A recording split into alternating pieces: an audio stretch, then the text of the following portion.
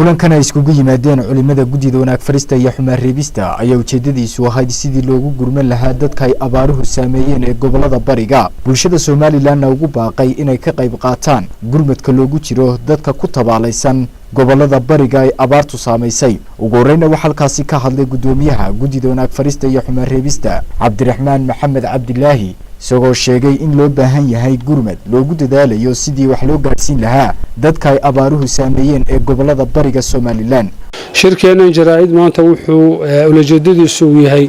inaanu dadweynaha xusuusino ama aan dareensiino abaaraha dalka ka jira qaybta bari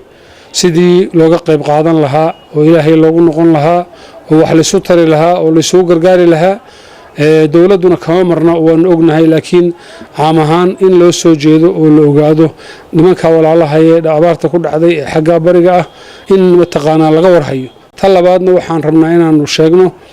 aynu dadweynaha ku baraarujino bariyahan dambe anshax xumada ku soo kordhay dalka gudihiisa oo loo foojigan yahay oo la arkayo iyaduna in laga digtoonaado oo la iska daayo tan saddexaadna waxaan ka hadli doonaa ciyaaraha bilaabanaya maalinta khamiista ah inay waafaqsanaadaan anshaxa wanaagsan iyo asluubta oo aan rag iyo dumar isdhex gelin oo la kala saara taasaan codsanaynaa waliba khaasatan dumarka imanaya inay xishood ku daraan meeshaas markay yimaadaan oo ay kala socnaadaan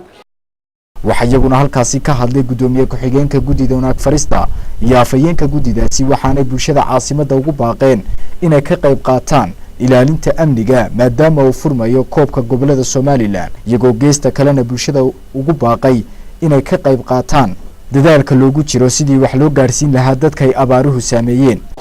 waxaanu walaalayaal guddida wanaag farista haddii aanu nahay aanu qabanay bari siba meeshii shaqaaqadu ka dhacday oo ah ceelif weyn haddaanu dhulkaa marnay ilaa Ceerigaabo ilaa Laascaanood ilaa meeshii shaqaaqadu ka dhacday waxaanu idinka warbixinaynaa waxyaabihii aanu ku soo aragnay waxyaabahaas oo ah wax nin arkay mooyaane aan looga sheekayn karayn nin ka maqan walaalayaal marka burca laga baxo barigeeda looga dhaqaaqo iyo dhulkaanu 1700 oo kiiloomitir iyo 70 baanu marnay dhulkaanu maraynay xoolo iyo dad midna waxba kuma nooleyn naftuun baa ku jirtay ma ogiye